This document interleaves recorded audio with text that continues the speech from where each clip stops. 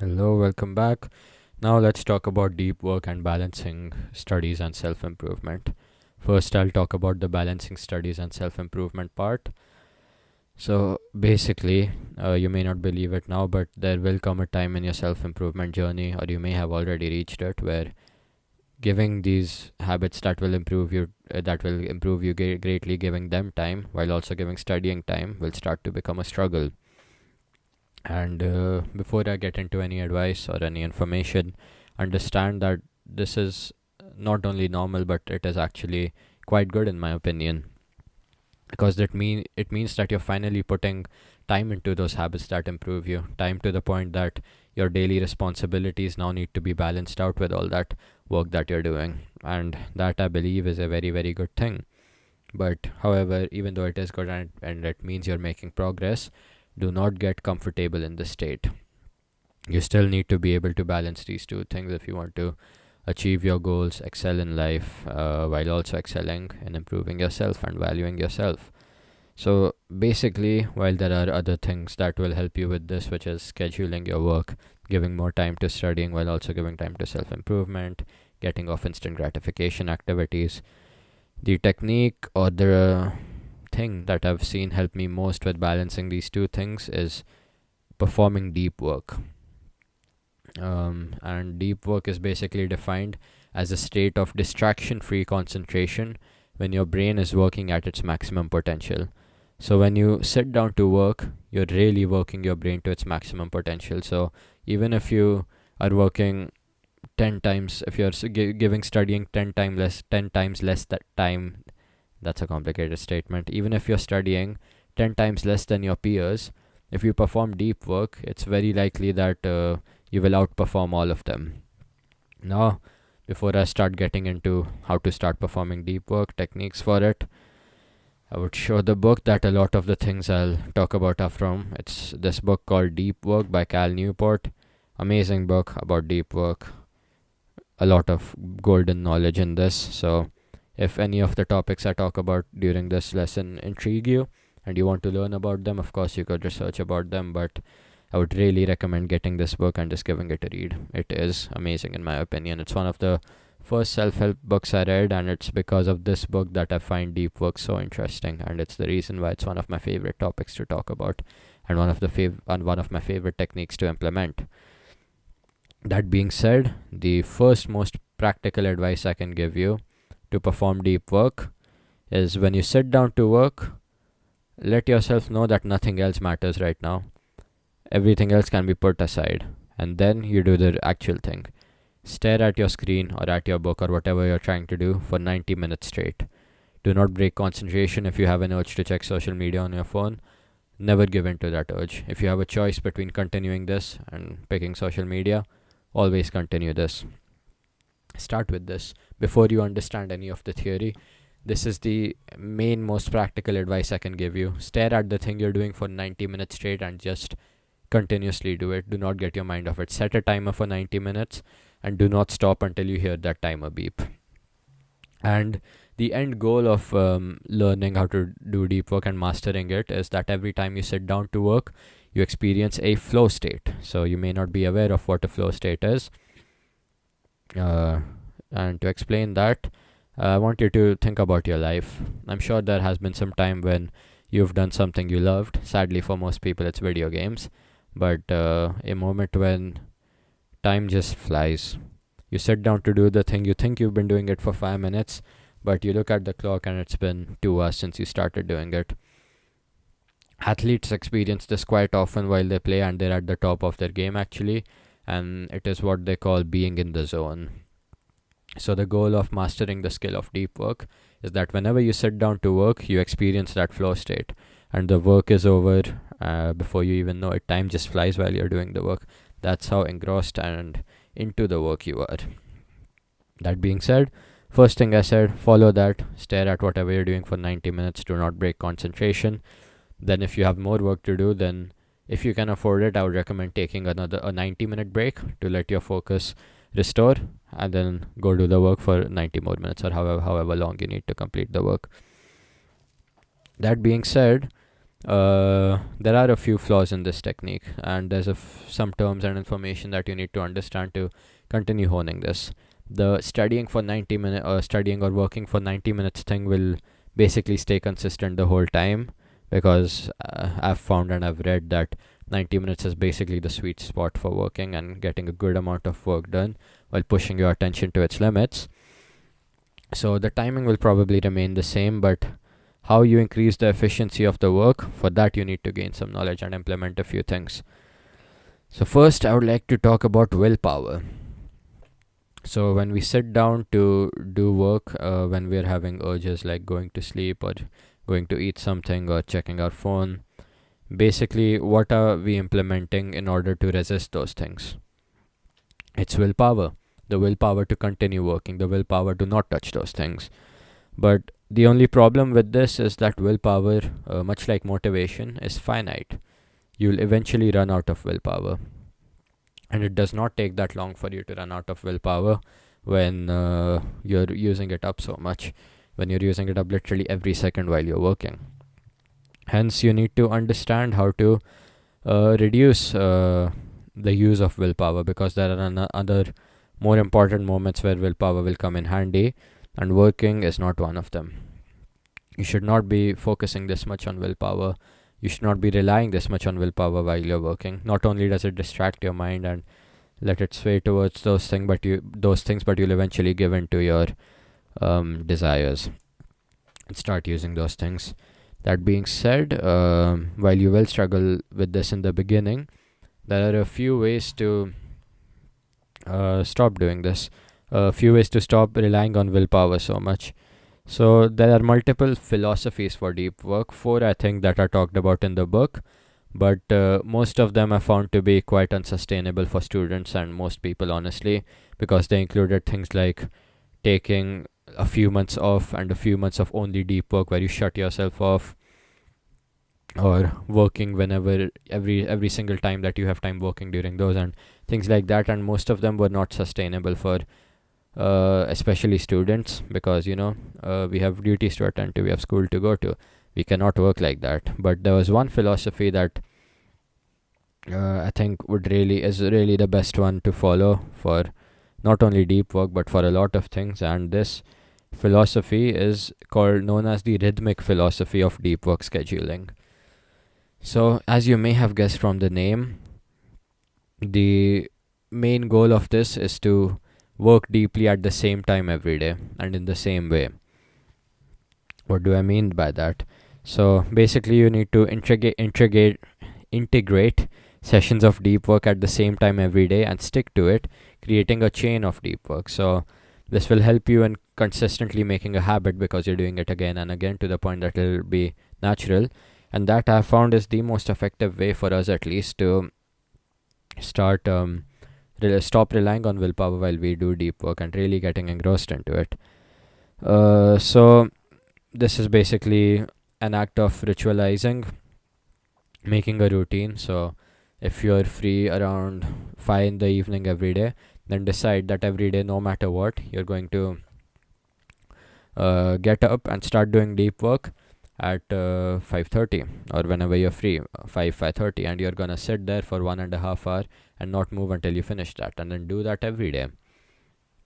And one thing I would really recommend you to do is keep a scoreboard. So hang a calendar or make a note of every day that you did deep work. So if you worked on the 28th and 29th for 1.5 hours at the same time, just tick that off, tick those 2 days off, and that kind of creates a scoreboard mentality, a competitive mentality in your brain. And humans are naturally competitive, so you want to continue that chain, you want to see another tick the next day too.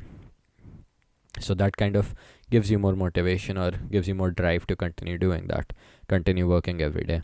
You could, after some time, implement this further deeper, use this technique more by tracking how many hours of deep work you do every day. So if 1.5 hours becomes easy and you have more time, so you move on to doing 3 hours, start noting down how many hours of deep work you do every day. So if you do, for example, 1 tick equals 1 hour, below that day just put 3 small ticks. That means you worked for 3 hours. And again, it creates that scoreboard mentality. You want to achieve that or more every day. So you may start working the same amount every day or maybe even more. That being said, ritualizing and creating a ritual for your deep work, for when you start working deep and what you do while working deep, creating a ritual for that is very important because it makes it much easier to perform high quality deep work for long periods of time. Because whenever your brain does that certain thing that you set it to do, so for example, my trigger is basically sitting on a clean desk with no unnecessary things except what I need to work and a cup of tea. Once I clean up my desk from all its accessories and I have a cup of tea, my brain kind of automatically goes into work mode, into deep work mode, and I start working deeply. So, how do you start making a ritual like this? So, there's like a set of rules that you need to implement. So, journal about this, write this down somewhere. The questions that I'm about to say right now, basically answer these questions and use that as your ritual. So the first question will be where you'll work and for how long. This, like it says, defines that where you will work, how long you'll work for. For me, it's my study table and for 1.5 hours for each session. This is talking about how long you'll work in each session. So write about that, write about where you'll work, write specifics about the place. Like I write that I'll clean my table, I'll have all my resources ready that I need, things like that. So write all of that down and stick to it. That's the first thing that you'll answer and start implementing. The second thing that will add to your ritualization framework or your set of rules is how you'll work once you start to work. And this basically talks about anything that will support your deep work. So if you've noticed that you get hungry quite frequently and you can't work while you're on a hungry stomach, just keep a few snacks or a few healthy bars next to you. So whenever you get hungry, you just snack on them while you continue to work.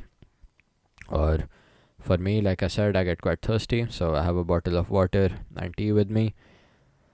And it just means things that will support you once you start doing the work. Things like putting a timer for how long you're going to work, putting your phone away so you don't touch it. Things like that can be implemented into this work, in this too. Basically, everything you'll do in order to continue that deep work going, in order to support it, anything that will help you with that.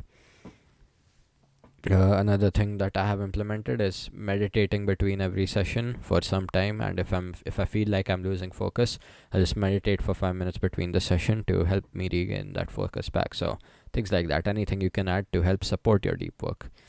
Once you've done that, the third and final question you'll answer that will complete your rules of deep work, your framework for working deep, is again how you'll support your work. But in this, be more specific. Instead of just writing about things you'll do during deep work that will help improve it, of course that also includes things that will support it, but this is even more specifically those things, but even more specific.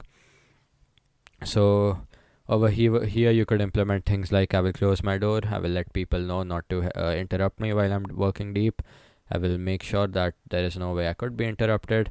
And you could also write exceptions for things that you've written earlier. For example, if I feel like I'm getting distracted in my room, I will move to a library, or I'll move somewhere where I do not have anything around me so I cannot get distracted. So more drastic changes and more specifications about how you'll support your deep work will be put into this third questions. So just to recap, the first question is where you'll work and for how long. Second one is how you'll work once you start to work. And honestly, the second one could also include the scheduling you do. If there's a certain schedule you follow to work, so for example, if you usually have to do the same amount of schoolwork and you follow homework, self-studying, and planning further studying. So you could write things like this in the second question too, for how you'll work once you start to work. So again, recap, where you'll work and for how long, how you'll work once you start to work, and how you will support your work. So just journal about these, create a set of rules for deep work ritualization, and understand this will take trial and error. What you write down will not immediately work for you. You'll have to tweak a few things, you'll have to learn more if you really want to optimize it for yourself and have the best results for yourself. So be ready for that. and just expect a change in this framework. So just if you're writing it down, just add a section for updates to the ritualization framework. And once you feel like you found everything for yourself, rewrite the ritualization framework again. But to do that, you have to start doing it first. Now, this book talks about a lot of other topics regarding deep work. There's a lot. Just to name a few, he talks about how to use grand gestures to improve your deep work, use collaborative working. He also talks about 4 disciplines of execution for deep work within the book, and these are all very important, very important pieces of information. But what everything I just mentioned is basically what you need to start with, the absolute necessary things you need. Some of the extra information I will add in the description that I feel is very important and you need to know after you complete the first steps, like the 4 disciplines of execution for deep work, things like that. But everything I just explained, the routine you need to follow, and the ritualization framework or the set of rules you have to make, start by doing that. That is probably the most important thing you could do in order to achieve deep work and in order to help yourself do it. And before I end talking about deep work, I would like to tell you to implement one more thing, which is a shutdown ritual. Why would you need a shutdown ritual? Can't you just stop working and that's enough? No, that's not what I'm talking about. So at the end of your work day, I'm not talking about at the end of your school day or after school ends and you're finished with all your work. You need to let your brain understand that work is over now. Your brain does not need to think about work for the rest of the evening. You need to enjoy that time with your family, friends, whatever you like to do, your hobbies. You do not need to think about work anymore. You do not need to think about studies anymore. And you may think that the only way to do this is just complete all the work before it. But no, that is not a necessity. Most of the times you will not be able to complete every single thing that you have on your checklist. And frankly, you do not need to in order to shut down your brain from study mode. But before I talk about that, let me tell you why you need to shut down, why you need to stop thinking about studies. So, a lot of research has shown, a lot of influential people have also proved that your brain does need downtime. Focus, things like that, your attention, again, they're finite and they need to be restored. And if you're always thinking about work and studies, your brain gets exhausted, and the next day when you come back, you will not be refreshed. You will be at a lower state of attention and focus than you were the last day, which means you will perform lesser quality of deep work. So basically, you need downtime in order to replenish all the resources you need for working deep and to work just as deep or deeper and more efficiently the next day. And another thing is, if you're worried that you won't be able to get enough work done, usually the work that's done in the evenings after your work day is not really that important, because if you've scheduled the work you do properly, then you finish all the important work first, and what you're doing in the evening is just extra work. And because your brain is already exhausted, you're not really achieving any high quality of work, so there's really no reason to do it after your work day is over. However, just telling your brain to stop is usually not enough to make it stop, sadly. So you need to create a shutdown ritual. Of course, this will not work immediately. The first day you do the ritual, suddenly all thoughts of studying and work will not go away. It will take a few weeks until your brain really starts to trust that ritual, and then all of those thoughts will go away and your resources will be able to be replenished. But basically, there is a few important things you need to do to add to this shutdown ritual. I'll give you an example by talking about my shutdown ritual after this, but basically you need to go through every task that you have remaining, note it down somewhere. I personally use a reminders app usually, so note it down somewhere, then create a plan that you can trust about completing all that work. So a plan that you trust about completing all that work in the future and when you perform deep work later, so you know that you don't need to worry about it, you will be able to do it later. And finally, verbally let yourself know that work has been completed and recharge time has started. The ending sounds a little cheesy, but it is important, surprisingly, in letting your brain really understand that work is over. So my shutdown ritual is basically quite similar to what I just explained, quite easy. Go through and note down every remaining task and reminders. Check notifications or announcements for the next day and make a note of important ones. Plan out the next day with specifics to when to complete what task. Go through plans and tasks one last time. Verbally say work completed, recharge initiated, and finally repeat this after every work day. So, that phrase you say at the end may be cheesy, but it is important to let your brain understand that the workday is over. You can choose whatever you want there, just something along the lines of work has been completed. You can shut down now, brain. The study mode can shut down. You can rest.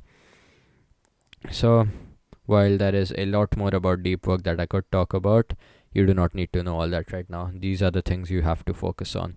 Creating, first of all, being consistent, working at the same time every day for the same amount of time, making a set of rules or a ritualization framework for what you do while you're deep working and how you'll start working deep, and finally create a shutdown ritual for once your work day is over and you do not need to work deep anymore for that day, letting your sources replenish. And all of this will eventually contribute to you performing much more high quality of work, not requiring as much time in studying, which basically means you'll finally be able to give more time to everything else. And you'll finally be able to balance studying and self improvement. While there's other factors that could apply to this based on specific situations, deep work is the one that I've experienced and seen help most with this. So keep that in mind. Start implementing deep work for every time you work. And thank you for watching. Now let's talk about the final topic, which is a dopamine detox and how to start it.